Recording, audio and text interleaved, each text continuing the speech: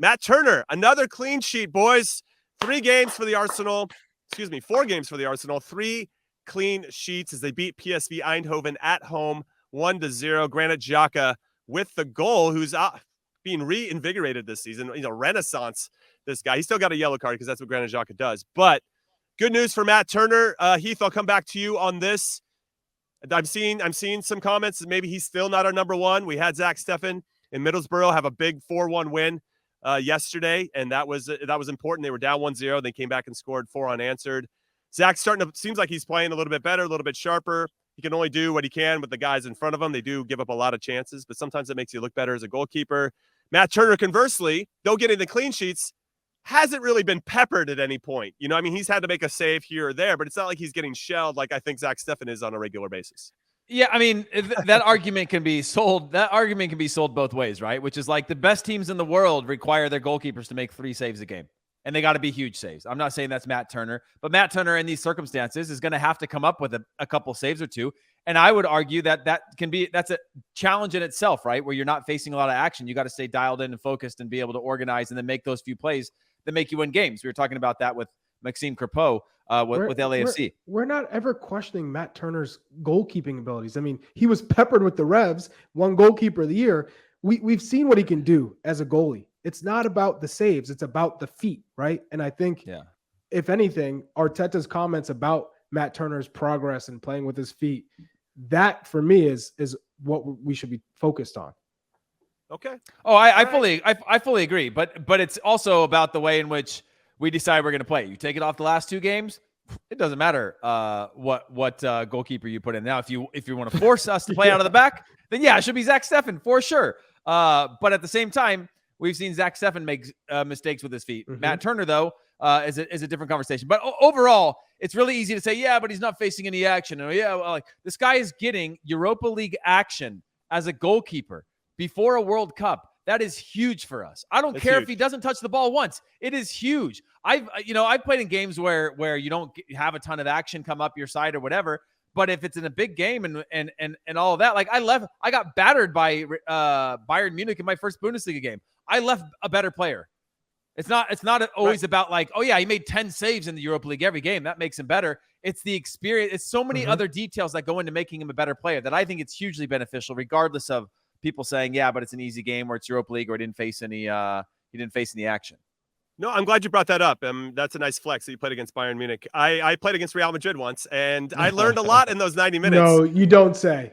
I did. I learned a lot though in those 90 minutes because when you're out on the field against some world-class players and you actually get to see what world-class looks like, you do learn how to handle yourself, how patient you have to be, how disciplined you have to be, how efficient those guys are at their runs, the timing of their runs, and how switched on you have to be at all times if you want to really compete with these guys consistently for a full 90 minutes. And I think to your point, Heath, it's a really valuable point, getting that experience, whether he's directly involved in everything and him getting shelled probably isn't always in his favor as well. I think it's important. I think it's an incredibly important point, and I'm glad you brought it up. Now it's your turn, Charlie, to tell us who you played against and learned a lot from. What's the point of the show if we can't just flex, Yeah, what's the point? I'd say that the moment where I was playing against world-class players was Spain. And, you look at that back line, it was Puyol, Piqué, Sergio Ramos, and Capdevila. That was the back line, Casillas in goal. Seeing how they move, how they organize, and then Lucio the next game, Dani Alves, Maicon. You're forced to understand the tempo. And when you see that hole open in the gap, making sure you get into the channel so they can play you the ball. And you realize how important hold-up play is. Because if you lose the ball against those quality teams, you don't touch it for a couple minutes. Your team suffers. They point at you. So every touch has to be clean. Those, for me, are some of the moments that stand out to me when you're talking about top class, how fast the ball moves, how quick players interchange and communicate and talk. So I also think what's interesting is that these players don't get trapped either, right? Mm-hmm. Like they can already see what you're trying to do, and they just go the other direction. Like, no problem. I've seen that before 1,000 times. To your point, that's Xavi. That is Xavi. Which there's a graphic that popped up today on social media. Who is the player that best player to never have won the Ballon d'Or? Yes, and Xavi for me, because I'm like, how the hell This guy was so good. He was 5 steps ahead. Yeah, that's Mycon really quick. I hadn't thought about Mycon in years. Wasn't he about 3 times your size, Charlie? Or like what? He was a big back. Yeah. He's a big dude.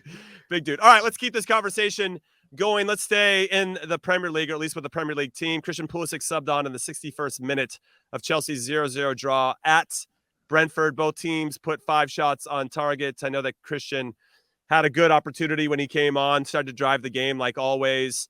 We're seeing reports now that, and I'm going to bring it up here because it was in part of our group text stuff. Apparently, there's a report out there saying that Graham Potter loves having Christian Pulisic at the club, and Pulisic loves being at Chelsea. He has become a popular figure at the club. Also notes that a new contract is very possible, and he expects him to play more in the upcoming matches. Oh, this is sick. This is playing with your emotions, isn't it? Yeah, but Jimmy, how much of that is where the Graham Potter happy to have Pulisic there? Of course, he's going to say that. He's a new coach. He likes everybody there right now who's going to show him a good attitude. Right. To then somebody else filling in the gaps of what was said. Like, was that Graham Potter said that, or I don't think Graham Potter's talking new contract in the context of that. No, he's probably not, but I still don't think he's definitely not going. I don't think he's going to be gone in January. I think he's going to have to stay out the whole season. Januaries are hard for sure anyway, just because of what he would cost to leave is always tough within the budgeting of a season for any team that's, unless they're super desperate to spend the money it would cost to get him. But I mean, it's good hope. Do you think Graham Potter has to play this kind of American favoritism because he's got an American owner? No. Or do you think that matters? No? No. Okay. I just want to have that part of the conversation. They just want to win. At the end of the day, they want to win. They want a strong team. And if you're a manager and you can have a player like Christian Pulisic on the bench, of course I want him. I keep him. Yeah, I want all the weapons I can have. Because if one player gets injured, which is very likely because of all the matches they play, or a suspension, whatever it is, I have someone that can fill a spot, and I don't have to worry about it. I don't have to go down to the academy or to the reserve team or to my 5th choice, right? I can go to a player who's done it, who's had success. And this is how you see, I think, the quality of managers on the mental space, keeping players engaged and motivated by talking to the media about a player who's not playing, and then at times when he has played, he's done well.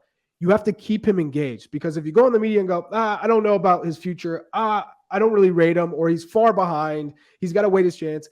What is that going to do for Christian if you're on the sidelines just training hard? But if your manager goes and says, man, he's well liked here, everyone loves him, I can see us giving him a new contract, he's just got to wait his chance, but he's doing awesome, we're all proud of him. If I'm working hard, I'm going, okay, I'm going to get there. It's just the way you frame it for a player who's still engaged. You want him still bought in, because as soon as you lose those players on the bench, it's almost impossible to get them back, at least in the short term, right? So I think that's what we saw last year, at least smart man management. Yeah. No. It's interesting to see.